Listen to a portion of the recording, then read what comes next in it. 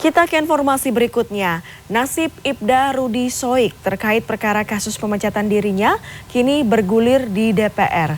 Anggota DPR RI Rahayu Saraswati telah mengirim surat ke Kapolri meminta penanganan adil terkait kasus pemecatan.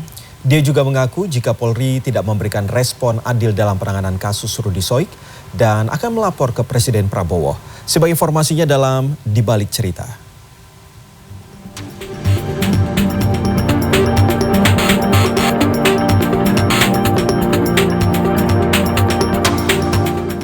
Nasib Ibda Rudi Soik, perwira yang menjalani proses hukum setelah dipecat dari kepolisian karena dituding melakukan pelanggaran etik, kini sedikit membaik. Ia didukung oleh sejumlah anggota DPR RI. Ibda Rudi Soik, mantan Kepala Urusan Pembinaan Operasi KBO Satuan Reserse dan Kriminal Kepolisian Resor Kupang Kota, dipecat usai membongkar mafia bahan bakar minyak jenis solar di Kupang pada 15 Juni 2024. Menurut versi Polda NTT, pemecatan tersebut berdasarkan hasil sidang kode etik di Polda NTT pada 10 dan 11 Oktober 2024, di mana hasil sidang menyatakan Ibda Soik diberhentikan dengan tidak hormat karena terbukti melakukan 4 pelanggaran disiplin etik. Anggota DPR Rahayu Saraswati menilai pemecatan Ibda Soik adalah tindakan sewenang-wenang. Ia mengaku telah mengirimkan surat kepada Kapolri untuk meminta perhatian dan penanganan adil terkait pemecatan Ibda Rudi Soik. Karena beliau melakukan tugasnya, tiba-tiba akhirnya ada banyak kasus yang ditaruh kepada beliau dalam hal pelanggaran etik dan sampai diputuskan pemberhentian dengan tidak hormat. Dalam rapat dengar pendapat antara Komisi 3 DPR dan pihak Kapolda NTT di Gedung Parlemen Senayan, Jakarta, Senin siang, sejumlah anggota Komisi 3 DPR meminta Kapolda NTT Irjen Daniel Tahimonang Silitonga agar Ibda Rudi Soik bisa bertugas kembali sebagai anggota polisi. Alasannya, Ibda Rudi Soik justru mengungkap kasus mafia BBM di NTT. Polda NTT sedianya berfokus pada dugaan mafia BBM dan bukan masalah pelanggaran etika Rudi Soik. Komisi 3 DPR juga menyarankan pemecatan dengan tidak hormat terhadap Rudi Soik dievaluasi.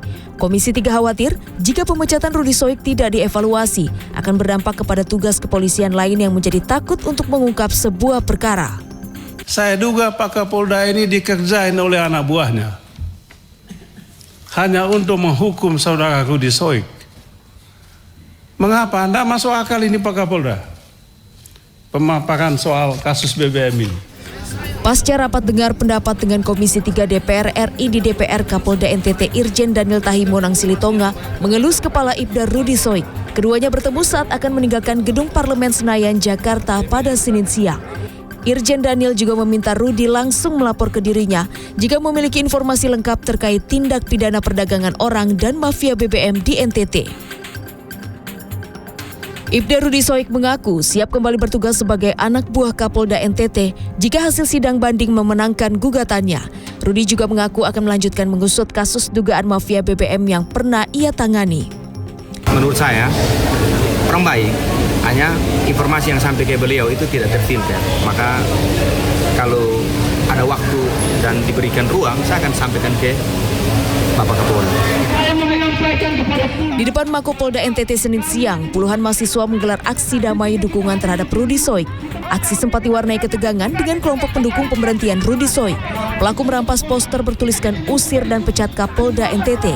Pelaku dan massa Garda NTT yang mendukung pemecatan Rudi Soik juga meminta mahasiswa meralat narasi unjuk rasa. Kelompok Garda NTT menuding aksi ditunggangi oleh kepentingan tertentu. Sementara massa pendukung Rudi Soik mendesak Polda NTT untuk menelusuri penggunaan barcode BBM nelayan dari Dinas Perikanan dan Kelautan NTT yang disalahgunakan. Aksi ditutup dengan pemotongan ayam jantan merah sebagai simbol sumpah adat masyarakat Timor yang tunduk pada kebenaran. Tim Liputan CNN Indonesia.